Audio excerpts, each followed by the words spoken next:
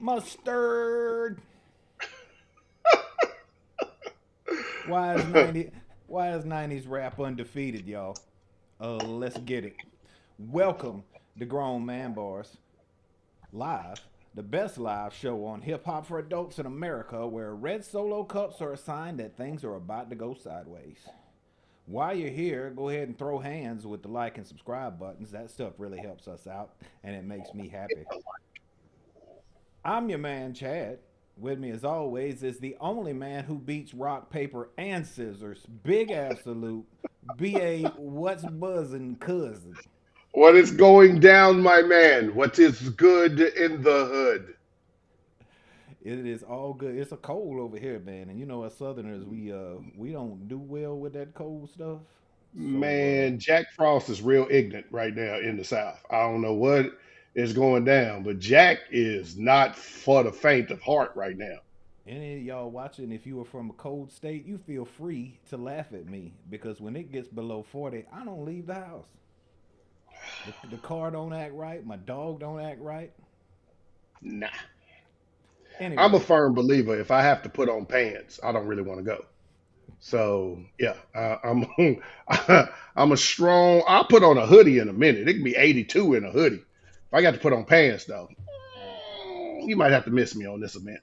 all right. So you didn't chime in to hear us talk about the weather.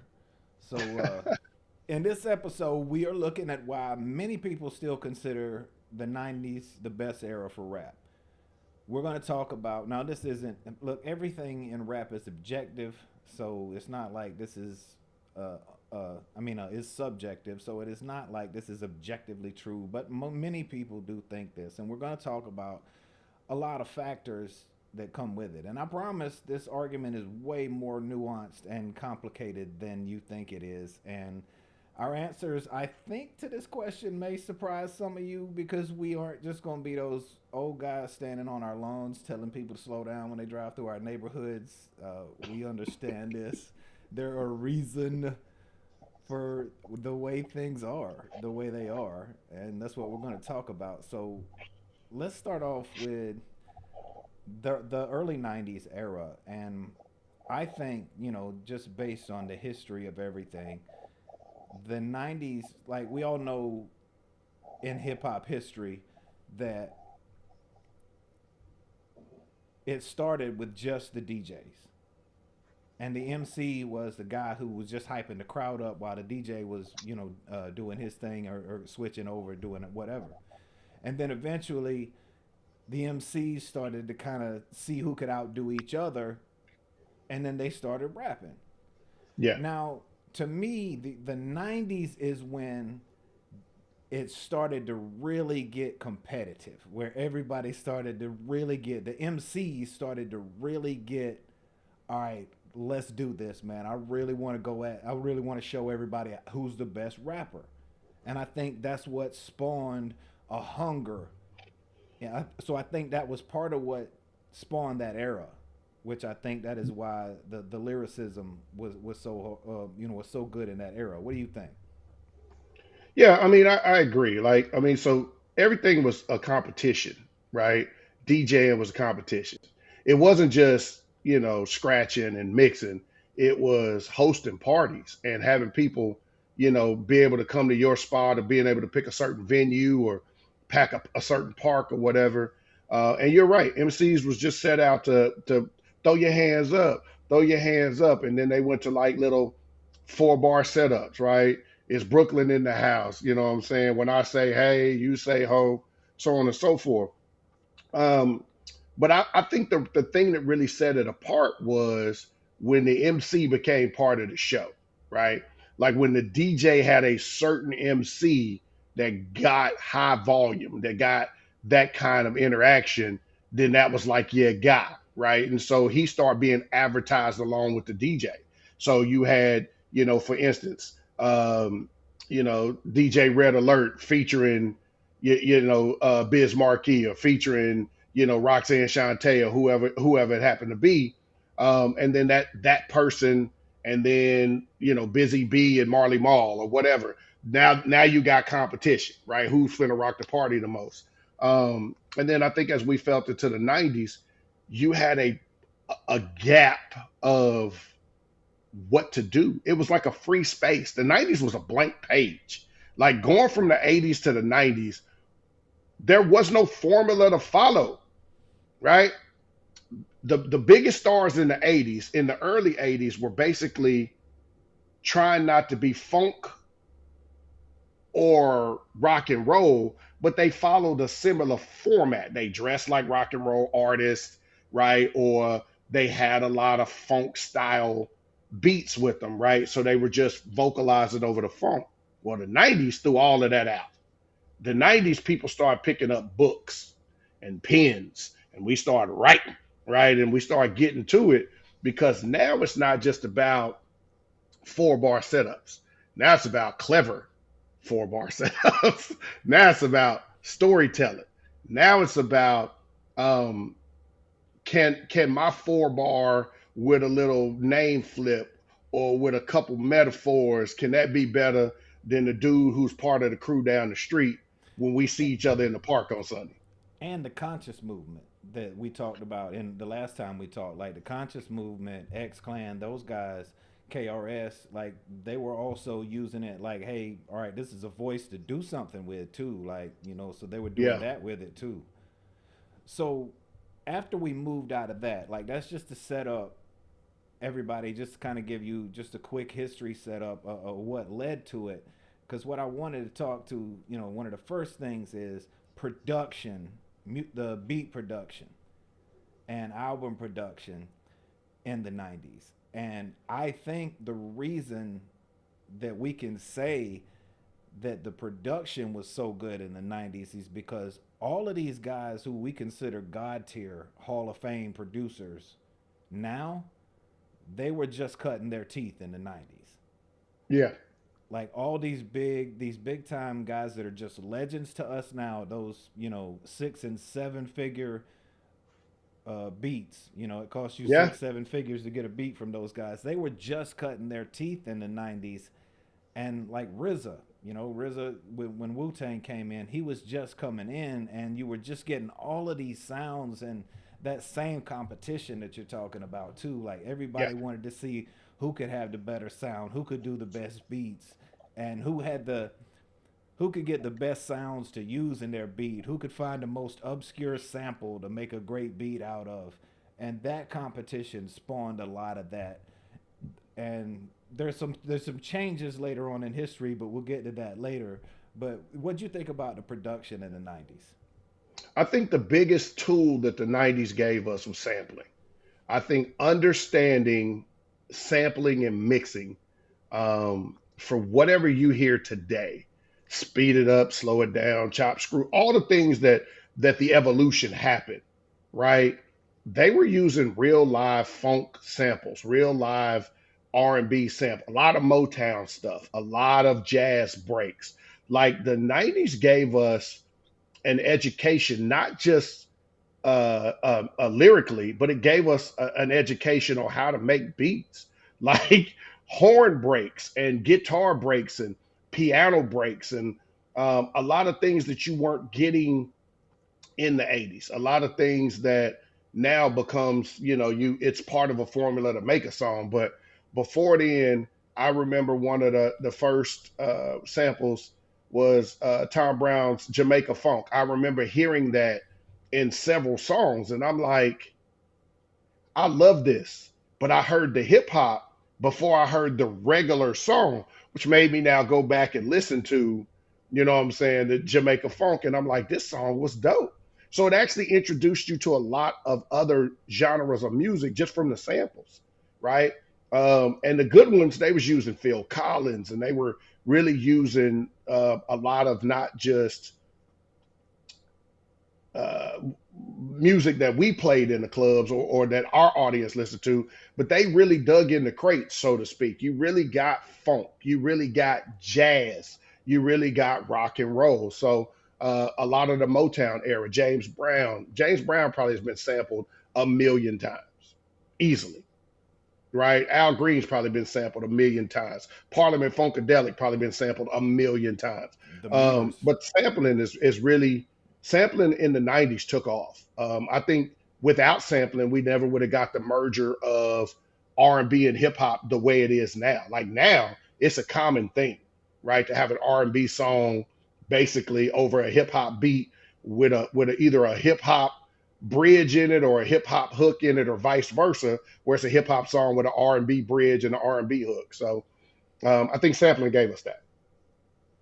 Yeah, yeah, I agree with that too. It sampling got us to the point where we could have producers like Ninth Wonder, who, Ooh, you know what I'm boy, saying, like he became boy. so proficient with chopping up those samples that, Yeah, man.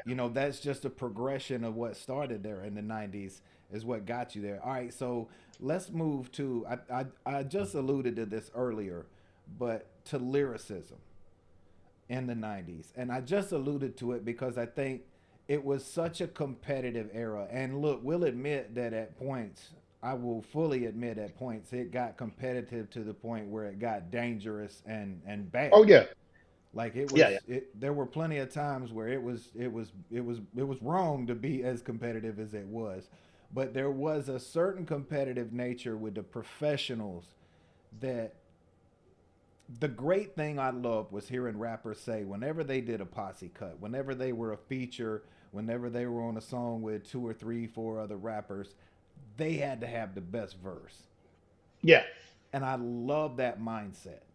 Like I gotta have the best verse on the song. And I think they were coming off that time, like we just said, coming off of the history where they were just starting to compete to see who could rock the party more. And then it's like, well, let's see who can be better with these lyrics. Let's see who can be more clever. Let's see who can take that yeah. to another level and take what these guys have done to even another level.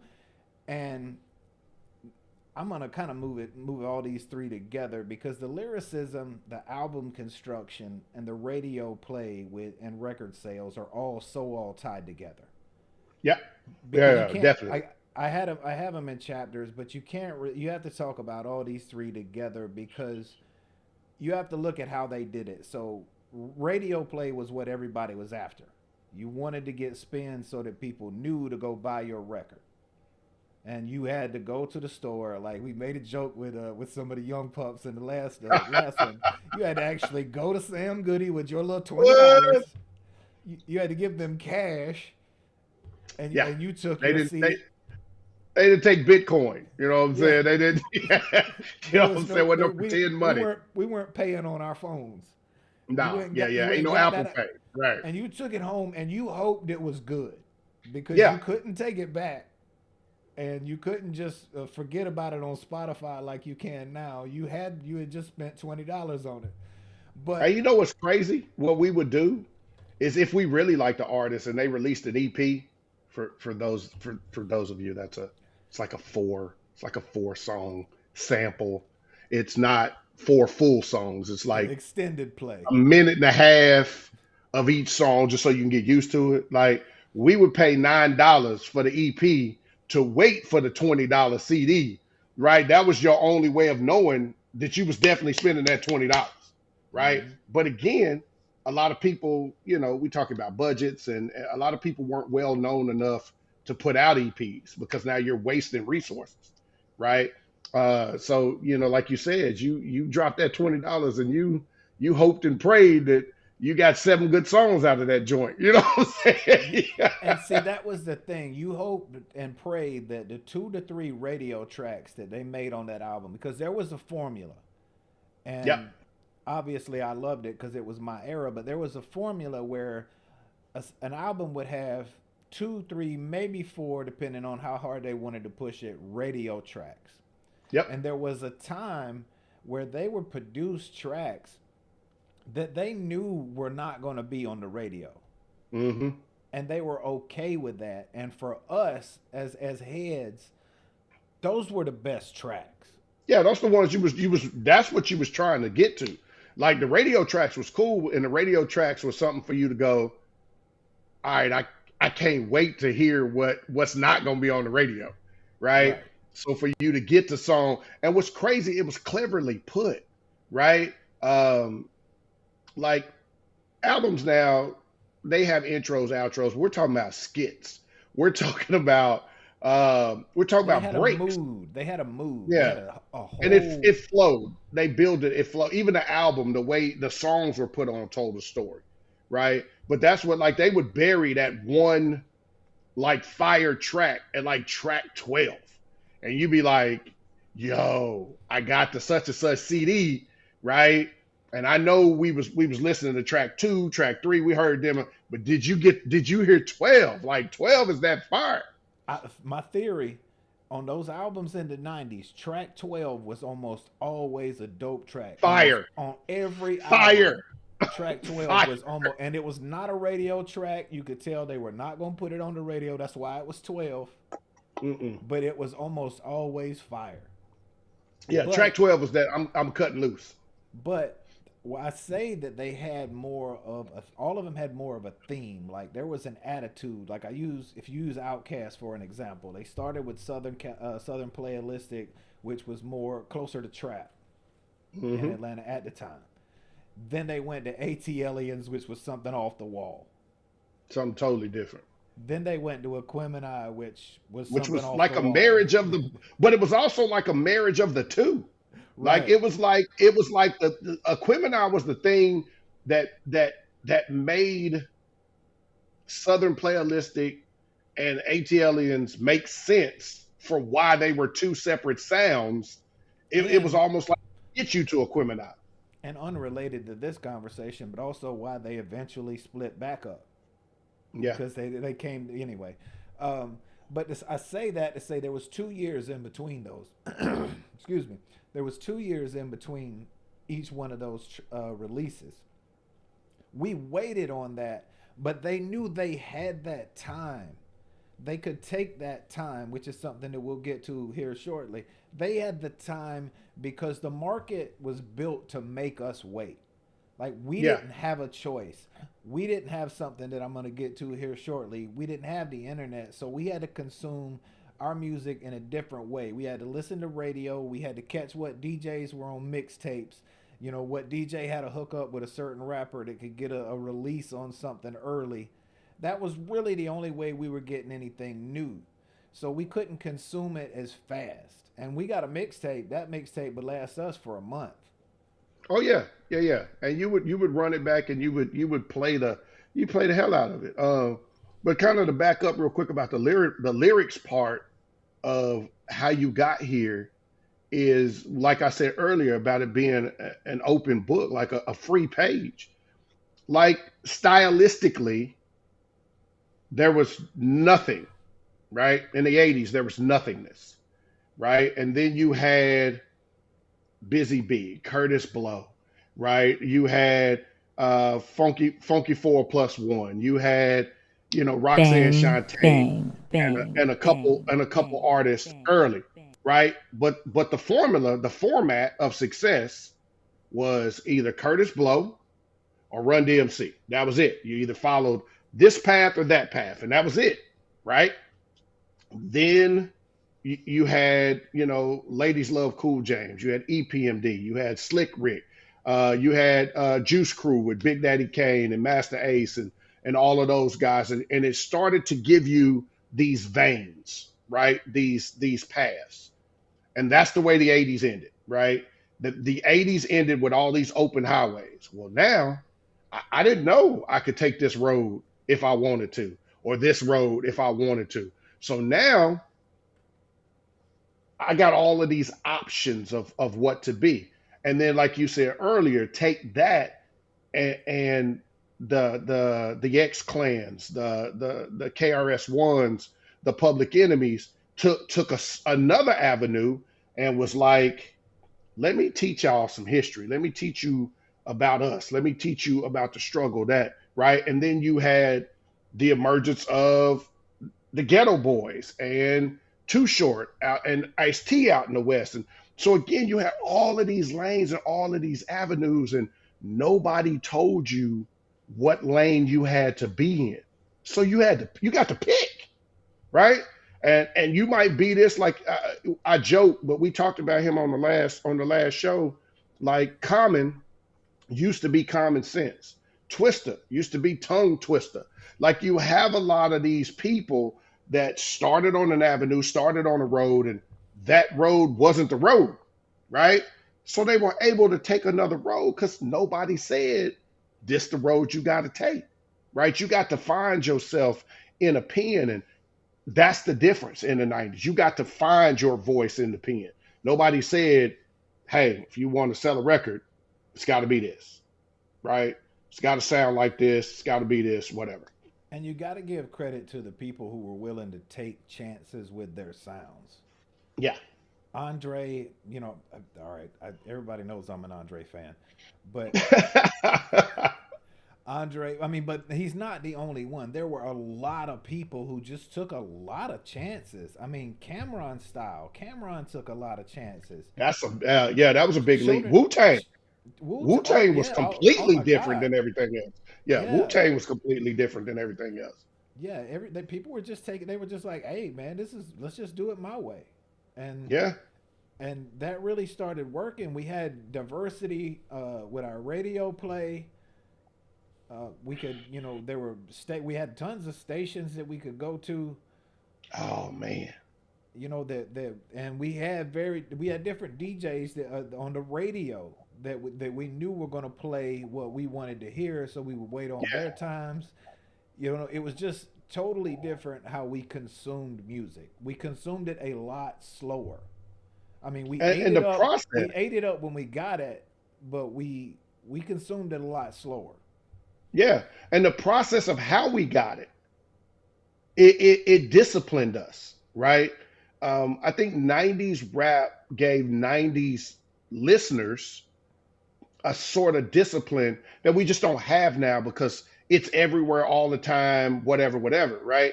Well, if being from Oklahoma, yeah, I might hear some some stuff coming out of Houston if I know somebody, right? Because it wasn't on national radio, right? I may hear something out the West because I know somebody, right? Or I went out on a trip or whatever because it wasn't on national radio, right? So my first love was always the East Coast because it all your stations pump from there. You know what I'm saying? Clear Channel, Radio 1, 97 The Beat, like 104, like all of that came that way for national. So you were like, oh my God, 7 o'clock, I gotta be at home from 7 to 8 where DJ such and such is on, right? So I can hear the latest joints, right? Right. The other thing that we don't do now that we did then is we bought rap magazines. You remember that?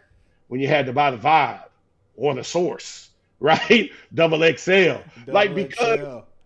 you had to get out there, rap pages, right? You had to get out there because there were areas and pockets and genres you ain't know nothing about. We The also got fashion that way.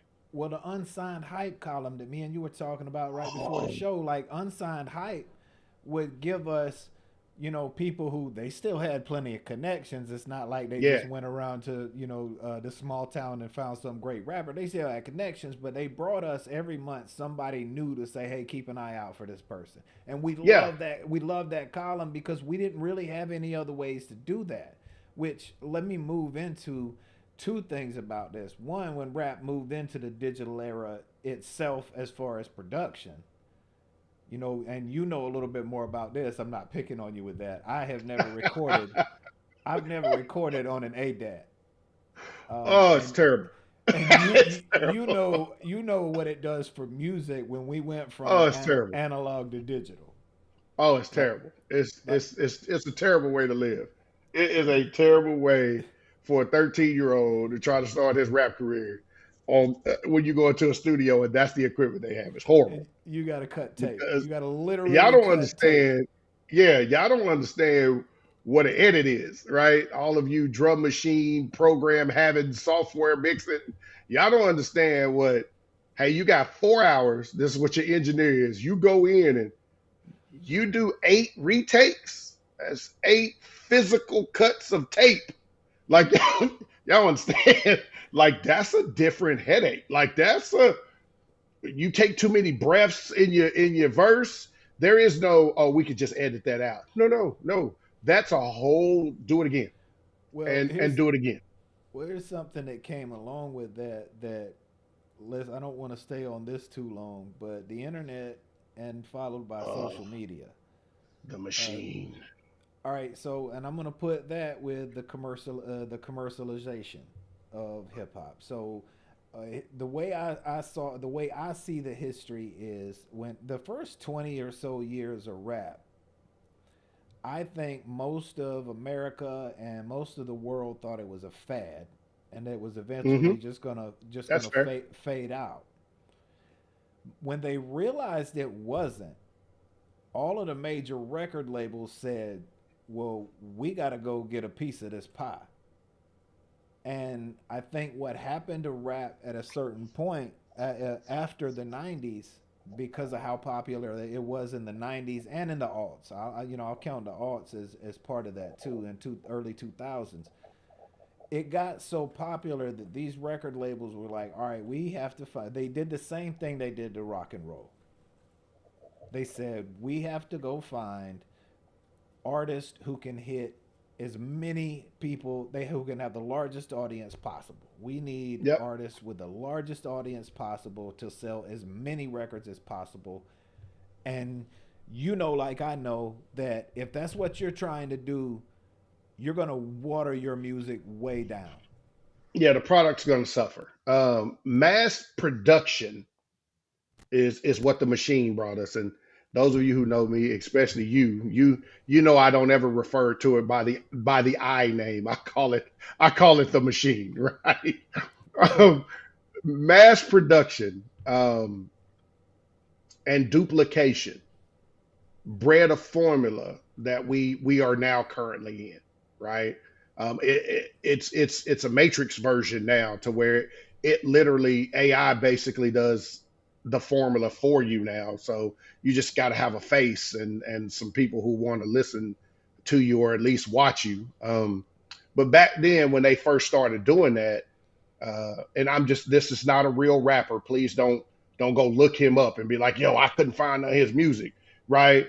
But MC such and such might have had a hit, right? And it was a hit, got a lot of radio play. So they gave MC such and such a video budget, right? Now he got radio play. Now he got video play, right? MC such and such may headline Summer Jam.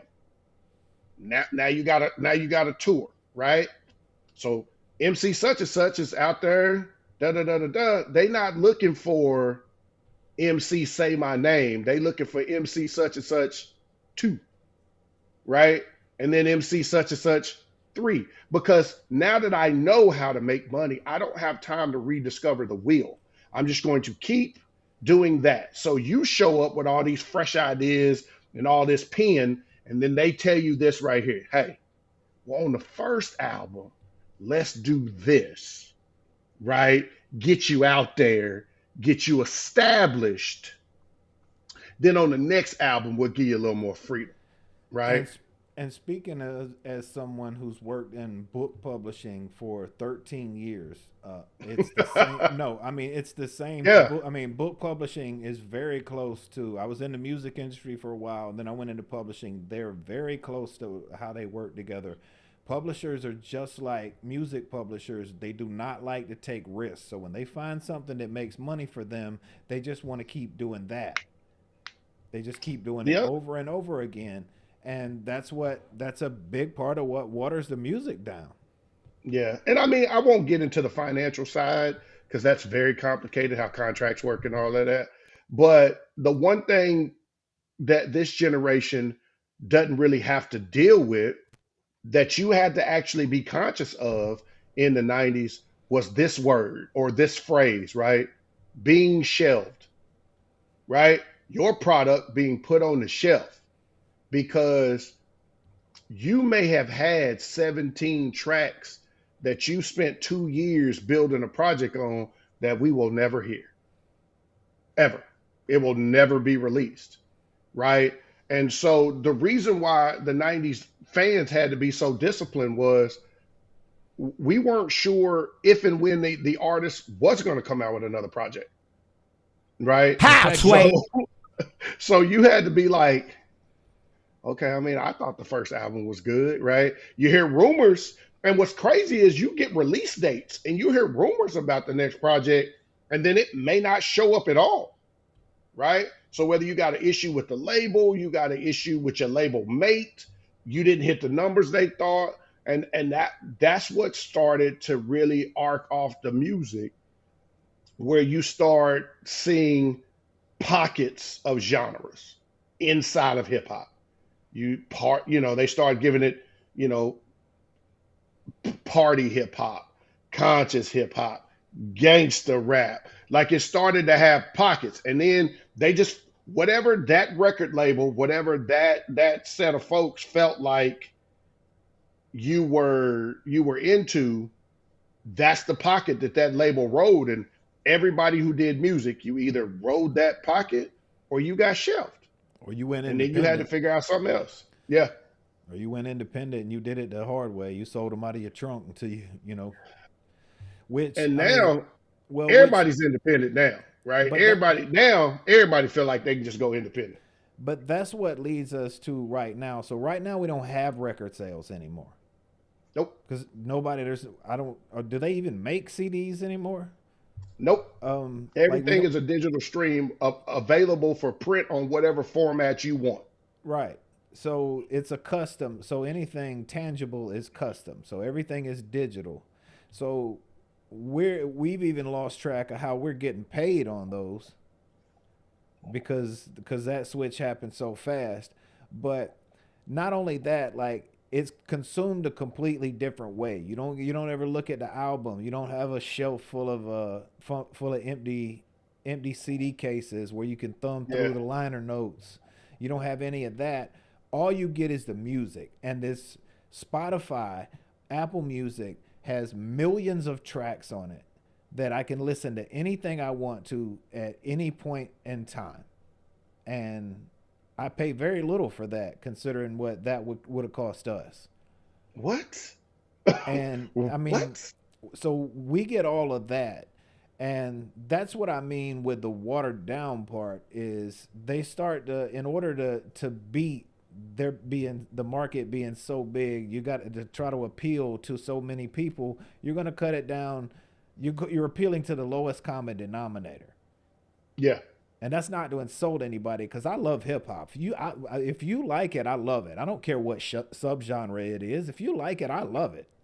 yeah, Go listen to what you want to listen to. But what I'm saying is there's different pockets that people end up getting put into, and all of that has just sped up the game so much because now you can't wait with millions of tracks. You're competing with millions of tracks every day. You can't wait 2 years in between albums if you're new. Now, what? anybody established can, but like you go back to the Outcast example because that theirs is a little bit extreme. Most people didn't wait 2 years. Outcast usually most people did it every year if they could, Right. but even nobody would wait 2 years. No matter right now, no matter how good your album is, they wouldn't wait 2 years for your next album. I mean, when it came back out, they'd be like, "Oh, he's back around. That's cool. I might check that out later." But they wouldn't be Yeah. like they would with Outkast.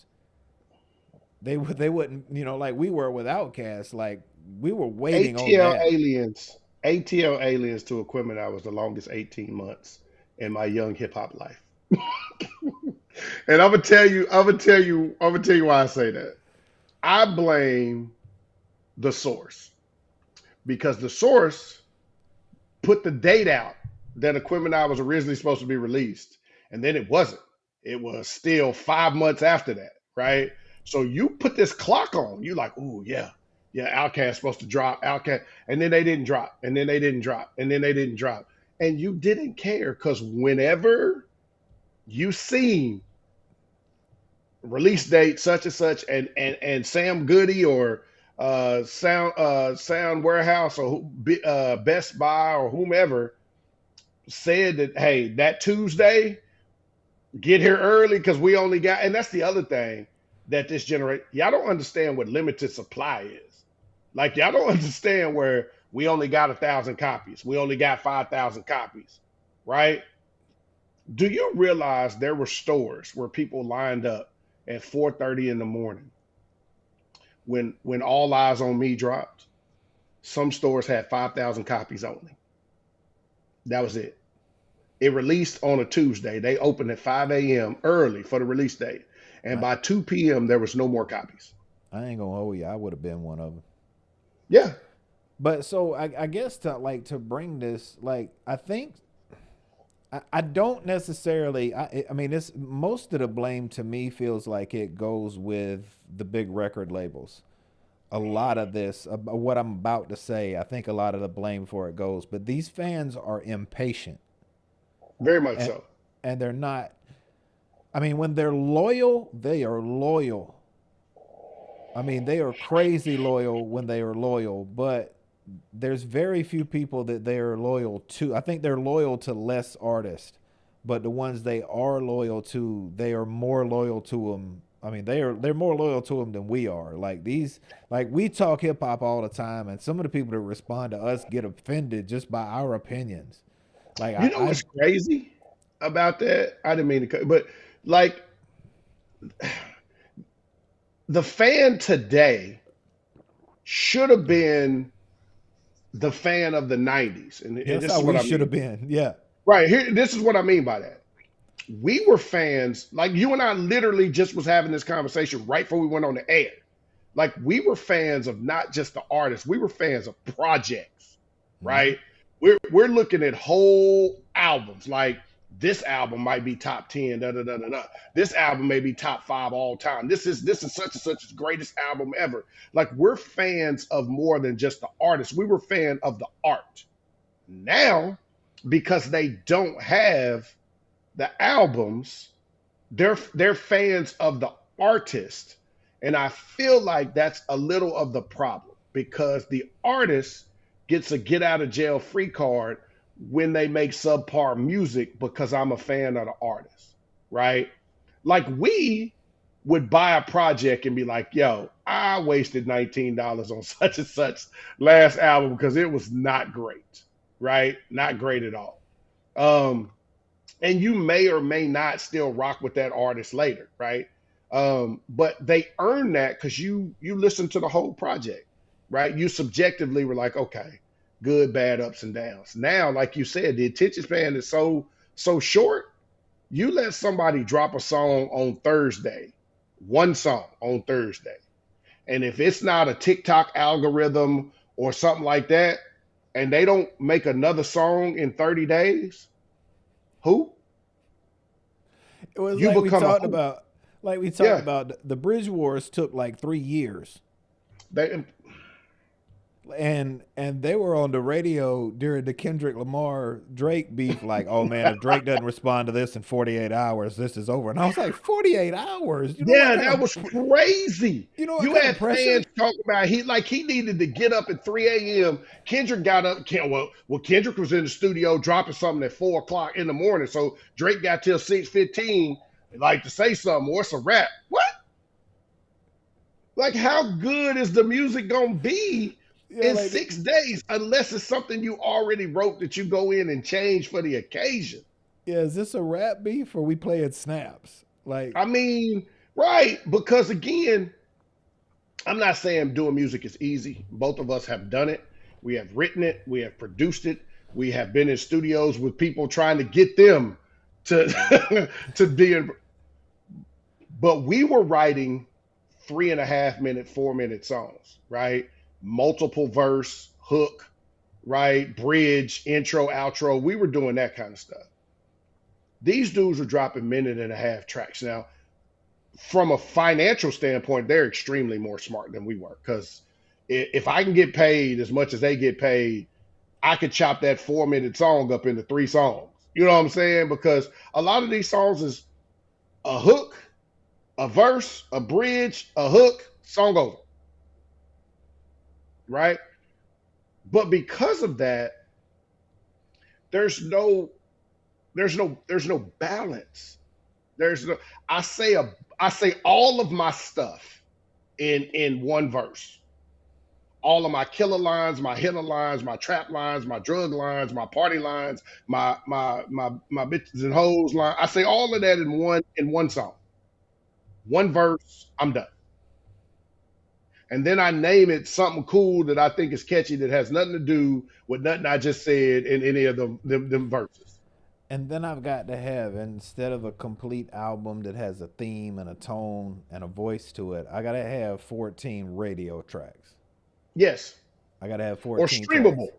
Yeah, Yeah, yeah, not radio tracks. That's I'm sorry. streamable. No, no, but yeah, that's what we would call it. Like I was a you '70s basically had to baby. have you had to have 14 edible tracks, right? Right. So me and my youngest, well, first me and my oldest, we got into it several years ago, and I forgot the artist. But it was right about the time Migos, Future, and all of them had first came on the scene, and he was telling me, he was like, "Dad, such and such is like the greatest rapper of all time," and I'm like, "Huh?" And he's like, "No, I'm telling you, like this dude's like the greatest ever." So I was like, "Well, name three songs off the album that you just didn't watch a YouTube video to." And he was like, I'm like, exactly. Like, that's the problem, right? So me and my youngest, we were talking about streams, right? And he is a numbers dude. Shout out, you know what I'm saying? Shout out little B Rob. Like he is a number. My son could give you Spotify numbers like it ain't nothing. You hear me?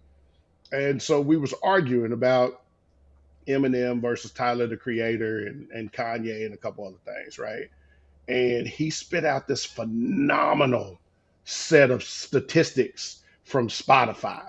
And I was like, what that mean? Like he was like, I'm telling you, like, Dad, this is why this person is the greatest. He the GOAT. He goated because he got 250 streams. And I You, started thinking about that. hey, you were like, is this good or bad? Right, right. It's like he got 250 million streams. And I was like, okay, but like, so if I watch it, like I just use YouTube for instance. If I watch a video, then I close it, then I open it again. That's two, right? But I'm just one person. That's why those numbers are so skewed, right? To me. So when somebody hits me with those statistics, I'm confused because out of that 500 million, how many of those are reviews? Like we don't count that. You see what I'm saying? So like back in our day, when they counted album sales, that was 1995 times 500,000. That's how you determine if you had a platinum album I knew or what my gold cut. album or I whatever. knew what my cut was too. Right. And so, and you got all of these. I'm getting 10 cent here, 20 cent here, 25 for this here, $1.99 for this here. Like there's a lot Well, of different ways to get paid, but well, to bring it to a head for me, I think it's kind of a three prong thing. It's the record labels are pushing certain artists to do certain things. Certain hmm artists want to be successful, so they're trying to keep up with a market that is moving too fast for them to create well. Like nobody can put together three good albums in a year. It's you not three solid from front to back albums in a year. You can't do that. It's too much pressure on an artist, so artists can't keep up with it. And it's partly the fans' fault because they consume it too fast and they're not patient enough with the artist that with other artists. They have that one artist that they'll die for, but then yeah, they're not patient enough with guys like Corday. They're not patient enough with guys like Big Crit. They're not patient enough with them to let them, become what they should become. They're not right. patient enough with some of the newer female rappers because they're not doing what they want them to do. They're not. So really, if I think the question, I think we both would say that '90s rap still does remain undefeated. I'm not saying it Clearly. always will, but it is right now. But it's not the rappers. I don't want to say that it's just because of today's rappers. I think today's rappers are doing the best they can in a market that is completely different than the market in the '90s was. Yeah, and I think the argument is unfair, right? It's unfair Yeah. to say 90s rap is better than 2024 rap, right? It's like Um, comparing the '80s NBA to now. right. It's unfair because of the fan, right? The fan makes today's music be what it is. And 90s fans made 90s music be what it is. Like I said earlier, 90s fans were disciplined because the industry, the artistry, it made we were allowed to be, right? We were allowed to let a project breathe because now somebody drops a project, and if it doesn't have motion in 30 days, it was a bust, right? For us, you dropped a project. It, you didn't even start counting the traction, right? They counted the first 2 week sales, and then they checked in again in 6 months, and then where you were at in a year. That determined how successful your project was, right? Um, Now they checking in now, like 30 minutes. right, and now it's because of that as soon as I see your song come up on Spotify, Spotify says an artist similar to this song, right? So as soon as I click on that song, if it don't catch me right away, now I'm on to artists similar to this song. And now you're in obscurity. So as an artist, I got to It's put a something else out there and put something else out there and put something else out there. it's almost like the art. It's almost like the rap game has become TikTok. Like You if know you put what a that is? you put a video out there, if that video don't hit, it's gonna get nobody watches it. It's gonna get buried. You got to hurry up and get another video out there that's better than that last one to get them to watch it. That might be the fairest analogy ever because TikTok is the new machine, right? Because now people actually make songs just for TikTok, just to be 30 second, 45 second, 1 minute, 2 minute videos that they can make a dance to. They can make you know what I'm saying, that can be used as voiceovers. Like they're making songs just for that now, right? And I get it's a revenue. Look, young cats, right? We not talking about how you make your money. By all Mm-mm. means, like in the words of Cat Williams, by all means, make your paper, boo boo, right? Please, So please. yes, it's We not about never, it's not about the money, right? never knock the hustle. Yeah, never. But it's understandable the struggle, right? And so this is not, believe it or not, our this conversation isn't at you, it's about us, but for you, Yeah, right? So what we're saying is the reason why old people think the way they think about your music is because they can't relate to not only how you get it, but the pressures of the artistry it takes to be relevant now, right. right? Exactly. And I was guilty of that. Me Man, let me too. tell you, Me too. man, for lack of a better word, I trashed several artists and projects, right? Before Because we before again, we before we started doing this show, and I started researching things the way I research them before we do the yeah, show now. Like I really respect these young artists so much more than I do because back when even I was doing it and you were doing it, like man, I would not want to do it in this world. I wouldn't have to, I don't want to have to drop a song every 3 weeks. I mean, don't I get me wrong. I would love to get paid the way they get paid, where you know what I'm saying, where I didn't have to wait a year for everybody to recoup before I got my check. You know what I'm saying? So I wasn't living on advance money and so on and so forth. But how to get paid, all the hoops they got to jump through, no, right? Because you hear 7 songs from the same. I was telling somebody the other day, I literally can take one song, right? By you name the producer, Mustard, Wonder Boy, you name the producer, right? Mustard. And you could take a Mustard beat. Let's just say you can take a Mustard beat, and you can take 27 artists from right now and put the lyrics on the same beat, and it sounds like the same song. And I know that sounds like you're thinking to yourself, well, it's the same beat. It sounds like the same song. No, I mean, phonically, it sounds like the same song because you don't really hear the words. There may be 8 artists now that lyrically you go, okay, the words, the words, the words. It's not about the words anymore, right? Now it's just about the sound, something that's catchy, something that catches my attention right here, right now. Skirt, skirt, yeet, yeet. Yeet, yeet. Yeah, I'm gonna need y'all to stop. If you can't rhyme skirt and yeet, stop putting it in a song. It's not a lyric.